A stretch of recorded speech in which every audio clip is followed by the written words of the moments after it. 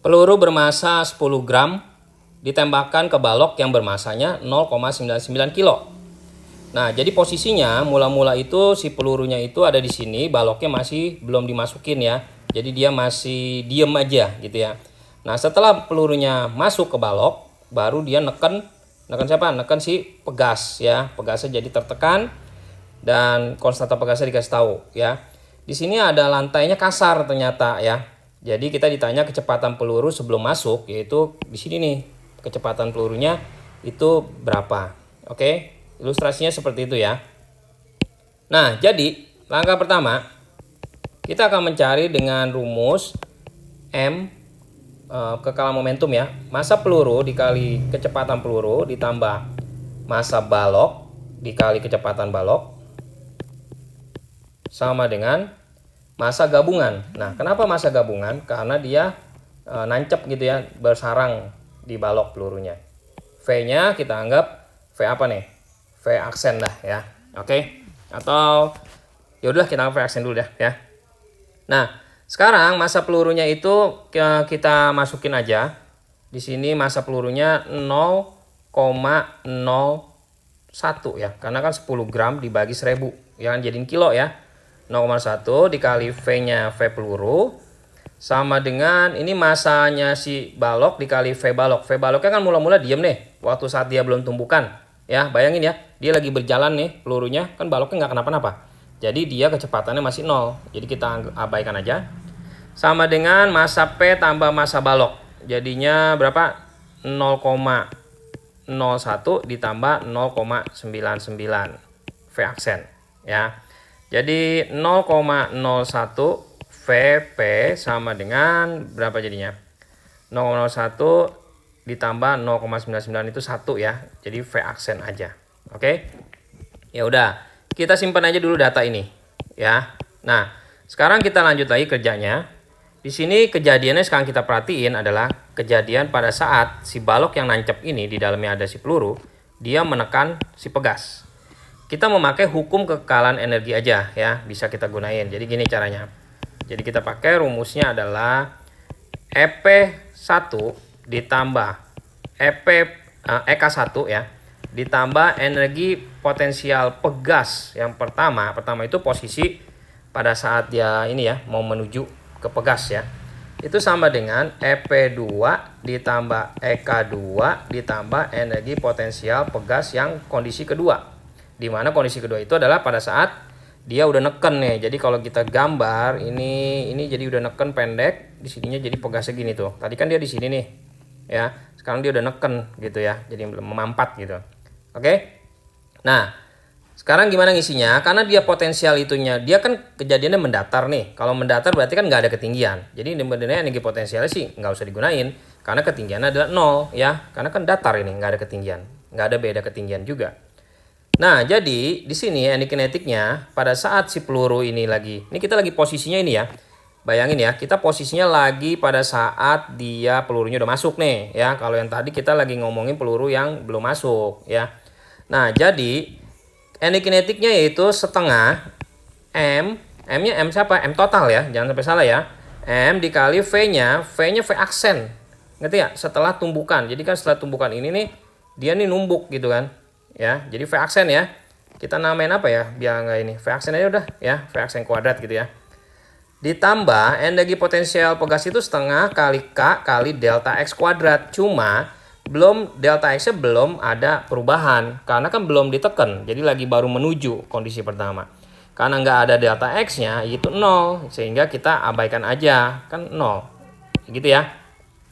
Nah, sama dengan ini nih kondisi setelah dia ini neken gini ya. Energi kinetiknya itu berarti 0. Kenapa? Karena kecepatannya kan dia berhenti ya. Pada saat dia ini seret, bayangin ya. Dia berhenti di sini nih. Jadi nggak ada kecepatan. Jadi dia 0. Jadi yang ada cuma energi potensial pegas, yaitu rumusnya setengah kali K kali delta X kuadrat. Oke. Nah, kemudian ini dicoret setengahnya ya.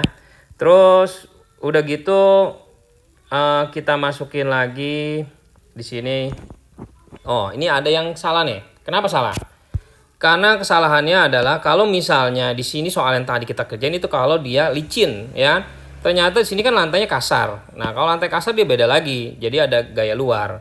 Nah, nggak apa-apa sih buat kita belajar ya. Jadi karena dia ada gaya luar, berarti konsep yang pakai hukum kekalian energi itu nggak boleh digunain. Ya, jadi kita harus hapus ini.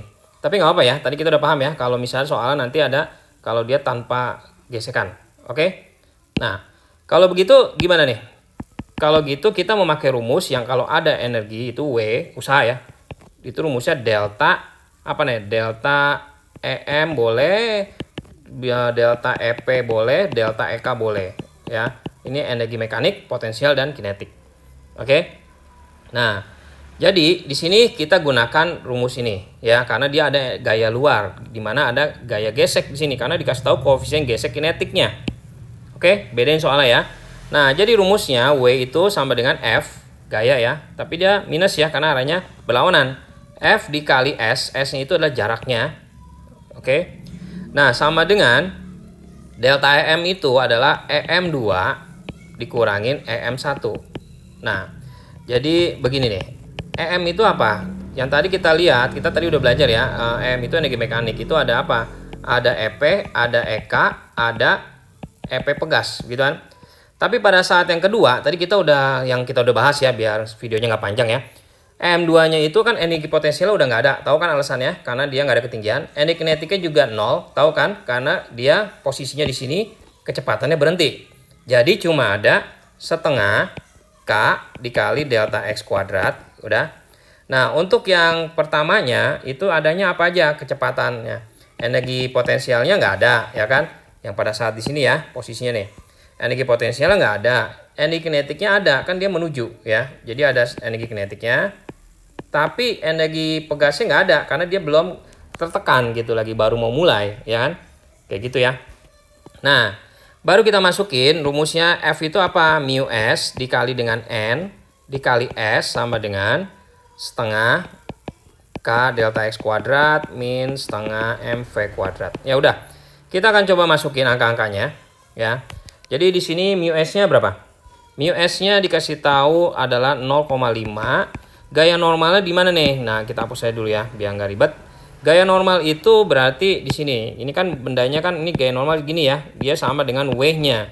Jadi sama dengan M kali G ya. Jadi masanya adalah masa total ya. Karena ini gabungan ya. 1 kilo ya kan? 1 kilo dikali gravitasi 10. Jangan lupa ya.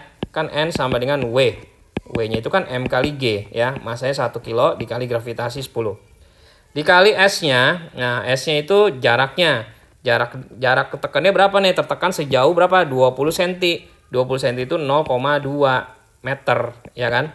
Setengah dikali K-nya 100, di soal dikasih tahu ya. Delta X-nya berapa? Delta X-nya tertekan berapa? 0,2 ya, 0,2 kuadrat. Jadi S sama delta X sama ya. Ini cuma beda simbol aja. Setengah dikali masanya 1 kilo, ingat ya, total ya, bukannya ini udah gabungan ya, kita lagi ngomongin ya. V-nya yang akan kita cari. Oke. Nah, jadi ini kita hitung nih nilainya min 1 sama dengan ini juga kita hitung nilainya adalah 2 dikurangin setengah V kuadrat. Jadi setengah V kuadrat itu sama dengan 3. Jadi V-nya itu adalah berapa? Akar 6. Oke. Nah, setelah dapat V-nya, ini apa? V-nya ini adalah V aksen ya, V aksen setelah tumbukan. Oke, kalau begitu kita balik lagi ke yang warna kuning nih. Yang warna kuning kan ada rumusnya nih, V aksen itu 0,01 dikali ini ya, ditanya kecepatan pelur ya. Ya, V aksen sama 0,1 dikali VP. Oke. Nah, jadi V aksen itu akar 6 sama dengan 0,01 VP. Nah, sehingga kita dapat VP-nya gimana? Akar 6 dibagi 0,01. 0,01 itu kan 1/100. Jadi kalau 1 dibagi 1/100 itu jadinya 100 ya. Jadi jawabannya adalah 100 akar 6. Kita pilih yang ini.